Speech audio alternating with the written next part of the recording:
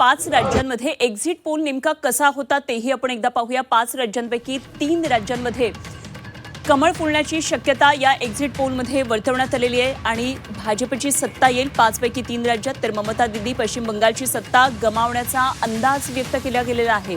Exit पोलमध्ये अत्यंत धक्कादायक असे हे निकाल पश्चिम बंगालमध्ये दिसतात, तर तमिळनाडूमध्ये स्टॅलिन गड राखणार का याकडे लक्ष आहे। एक्झिट पोलनुसार 5 पैकी 3 राज्यांमध्ये भाजप येईल, तर ममता दीदी त्यांची सत्ता गमावतील, भाजपला बहुमत मिळेल पश्चिम बंगालमध्ये, अशा प्रकारचा हा एक्झिट पोल देण्यात आलेला होता। तर आसाममध्ये पुन्हा कमळ फुलण्याचा अंदाज आहे। केरळमध्ये UDF सत्तेची हॅट्रिक करणार असा अंदाज एक्झिट पोलचा आहे, तर पुदुच्चेरीमध्ये भाजप सत्तेत येण्याचा अंदाज आहे। आपण ग्राफिक्सवर ही सगळी आकडेवारी पाहूया, कसा हा सगळा अंदाज दिलेला आहे। 5 राज्यातल्या विधानसभेचा एक्झिट पोलचा अंदाज आपण पाहूया। ममता दीदी पश्चिम बंगालची सत्ता गमावण्याचा अंदाज आहे। देशाच्या राजकारणाच्या दृष्टीने महत्त्वाचा हा निकाल असणार आहे। पश्चिम बंगालमध्ये भाजपला बहुमत मिळेल असा एक्झिट पोलचा अंदाज आहे। तर 3 जागांवर होतं भाजप आणि आता 77 जागांवर मागच्या वेळी आलेलं होतं, त्यामुळे आता 77 जागांपेक्षा अधिक जागा वाढणार का याकडे लक्ष असेल। केरळमध्ये UDF सत्तेची हॅट्रिक करणार असा हा अंदाज दिला होता। पुदुच्चेरीमध्ये भाजप सत्तेत येण्याचा अंदाज आहे।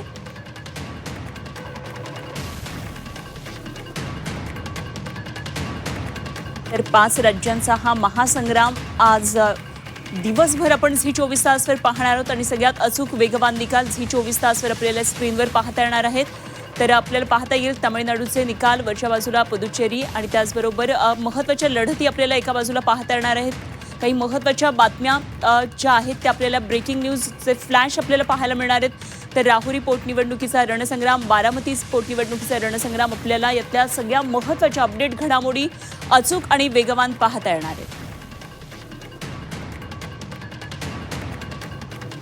तर 5 राज्यांचा महासंग्राम आज होतो आहे आणि महानिकाल काही वेळामध्ये सुरुवात होणार आहे। 8 वाजल्यापासून मतमोजणीची प्रक्रिया आता काही वेळामध्ये सुरू होणार आहे। त्याआधी आता वातावरण तापायला लागले। ममता दीदींचा विजय चौकार की मोदींची जादू चालणार हे आपल्याला काही वेळामध्ये स्पष्ट होणार आहे। ह्या सगळ्या निकालांचं चित्र साधारण 12 ते 1 वाजेपर्यंत स्पष्ट होईल। पहिले महत्त्वाचे कल जेव्हा हाती येऊ लागतील त्याच वेळी चित्र सगळं स्पष्ट होणार आहे। त्यामुळे पश्चिम बंगालमधल्या निकालांकडे सगळ्यांचं लक्ष लागलेलं आहे। तृणमूल आणि भाजपमध्ये जो संघर्ष झालेला आहे आणि आज मतमोजणीच्या दिवशी सकाळीच दोन्ही पक्षांच्या कार्यकर्त्यांमध्ये संघर्ष पाहायला मिळाला आणि कार्यकर्त्यांमध्ये बाचाबाची झालेली आहे। स्ट्रॉंग रूम उघडतात एका बाजूला आपण पाहतो या दृश्यांमध्ये आणि आता EVM बाहेर काढले जातील। पोस्टल जी मतं आलेली आहेत त्याची मतमोजणी सुरू होणार आहे।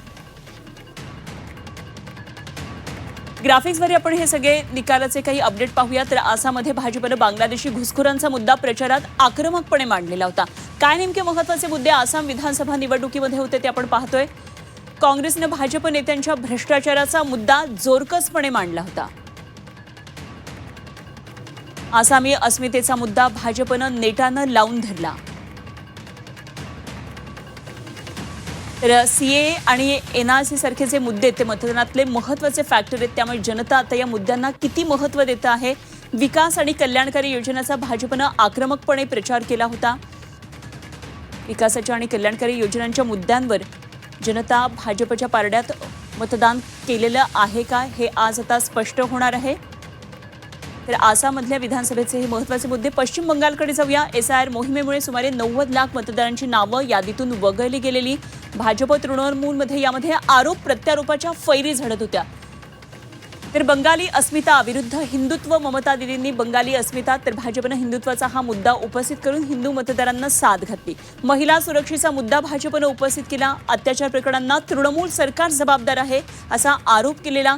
तर भ्रष्टाचार आणि नोकर भरती घोटाळ्याचा मुद्दा पुढे करत भाजपनं पश्चिम बंगालमध्ये रान उठवलेलं।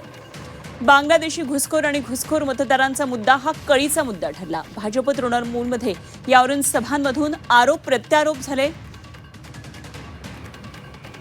तेव्हा पश्चिम बंगालमध्ये महत्त्वाचे मुद्दे हे राहिलेले आहेत।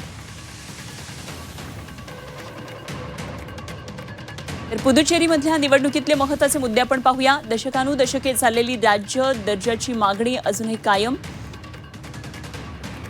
तर केंद्र नियुक्त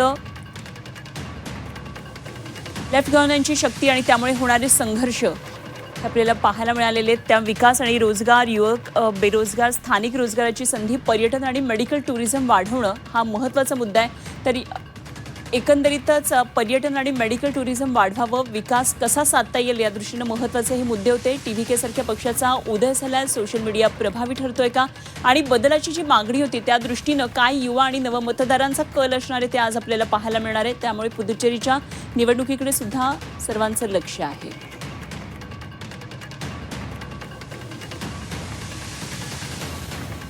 आपण जाऊया केरळमधल्या महत्त्वाच्या मुद्द्यांकडे. तरुणांमधली बेरोजगारी निवडणुकीतला महत्त्वाचा मुद्दा आहे. तर LDF सरकारनं सुरू केलेल्या योजनांवर भ्रष्टाचाराचे आरोप करण्यात आले.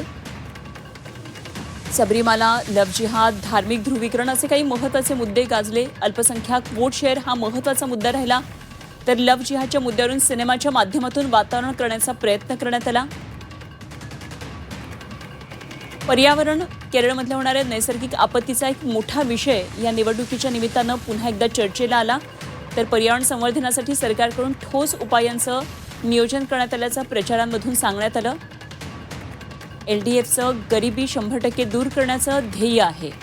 जाहीरनाम्यांमधून अशा प्रकारे पक्षांनी विविध मुद्दे उचलून धरले. LDFला अँटी इन्कम्बन्सीचा फटका बसू शकतो असा एक अंदाज आहे. तर केरळवरचे वाढतं कर्ज सुमारे 3.1 लाख कोटी आणि आर्थिक व्यवस्थापन यावरून विरोधकांनी सरकारला घेरलेलं होतं. या प्रकारे केरळ विधानसभा निवडणुकातले हे महत्त्वाचे मुद्दे आहेत. आणि आता आपण जाऊया द्रविडी राजकारणाकडे आणि तमिळनाडूमध्ये महत्त्वाचे मुद्दे पाहूया. स्टॅलिन यांचा DMK विरुद्ध AIDMK विरुद्ध अभिनेता विजय अशी ही लढाई आहे. कल्याणकारी आणि मोफत योजनांच्या आश्वासनांचा मतदारांवर अक्षरशः पाऊस पडलेला आहे. तर DMKनं हिंदी सक्तीला तीव्र विरोध केला. द्विभाषा सूत्राचा पुरस्कार केलेला आहे.